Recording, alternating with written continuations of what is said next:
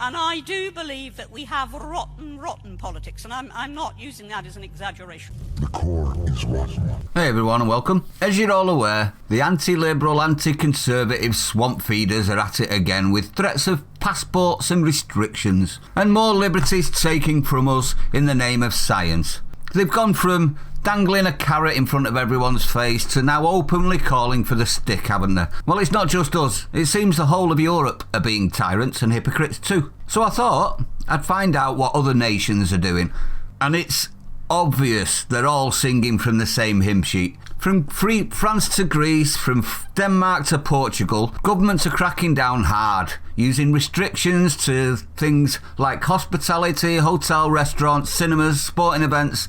The list is endless. So I thought we'd start with a name and shame time. First on the list of tyrannical medical apartheid pushers is, are we ready for this? Denmark. Denmark last month allowed double jibby-jabbied from abroad fly there without restrictions or quarantine, which doesn't bother me so much in regards to passports. I mean, we have to do that for certain countries with other vaccines, don't we? Like for yellow fever, etc. So that doesn't bother me too much. But, and there is a big but, they're also bringing in lurgy passports, which shows proof of lurgy jibby-jabby or a recent negative test result is required to enter, are we ready for this? Restaurants, cafes, bars, museums, theatres and cultural events. Next up we've got France. France officially mandated a digital health pass to enter, are we ready for it? Museums, movie theatres, sports venues, festivals, top tourist attractions and all events or places with more than 50 people. The health pass requirement will be extended to adults at restaurants, cafes, shopping centres,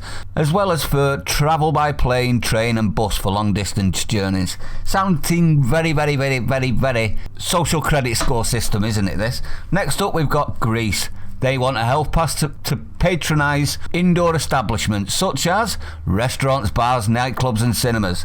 Are you noticing a trend yet? Portugal. Now, the nightclubs aren't included in Portugal because they're still closed, but hotel guests are now required to show proof of jibby-jabby status or provide a negative lurgy test or proof of recovery from the illness. The same requirement is in place for dining indoors. Spain. Show proof of their lurgy status to gain access to cafes, bars, restaurants, and the Canary Islands have just followed suit. Next up, Ireland. Restaurants and pubs across Ireland are reopen for indoor dining for patrons who can prove they are fully jibby-jabbied against lurgy or have recovered from the illness within the past 6 months.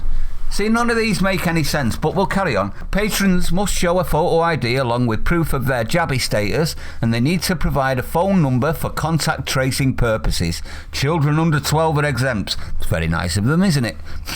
The safest way to now proceed with the return to indoor hospitality is to limit access to those who have been fully jibby-jabbied or have recovered from lurgy infection, said the Irish Prime Minister Michael Martin. Next up, Austria. Now they have a rule. The rule requires patrons to show proof of jibby-jabby status, recovery from the virus or a recent negative PCR test, we know how reliable they are, when entering establishments. It doesn't say which establishments, it means all establishments. So you've got to run around with a negative PCR test in your pocket to prove it to everyone. And that's been since mid-July. Anyone breaching the law there can land an on-the-spot fine of €90. Next up, Italy. Italy will mandate a digital green pass to visit indoor venues such as restaurants, theatres, stadiums, cinemas, museums. All the same, aren't they? Prime Minister Mario Draghi warned what will happen if too few Italians get jibby-jabbied. No jibby-jabby means a new lockdown. You hearing this? No jibby-jabby means a new lockdown. Next up, Germany. Angela Merkel's Chief of Staff, Helge Braun, warned that restrictions for unvaccinated people may be coming in Germany. Unjibby-jabbied people may be barred from entering indoor venues like restaurants, movie theatres and sports stadiums, and that jibby-jabbied people will definitely have more freedoms than unjibby-jabbied people. And last but not least, us, the United Kingdom. Boris Johnson and his government has proposed requiring a lurgy pass to enter nightclubs and concert venues beginning in September. But the plan must first be approved by Parliament before being adopted. So, shall we have a quick look how that's going? More than 50 Tory MPs are ready to vote against misguided lurgy passports after government is accused of introducing them by stealth by quietly updating the NHS app. As Dominic Raab says, they make sense for returning to the office. Makes sense. So it's not going good then, is it? 50 MPs are ready to fight this, which means 300 other Tory MPs are quite happy to vote your freedoms of choice, freedom of bodily autonomy, freedom to work, shop, have fun, all of those freedoms to be removed. 300 swamp scum, in my honest opinion. I thought they were supposed to be liberal. Disgusting. Now, in regards to the passport, keep your eyes open for the next video, everyone. I explain why I think it's not as worrying as they like you to think. Also, please consider helping the channel survive. Constant attack from YouTube and the left waffen. PayPal, Patreon are good ways of doing that. If you can't, please share. That'll help the channel as well. And don't forget to hit the like button, everyone. Let me know what you think in the comments as well.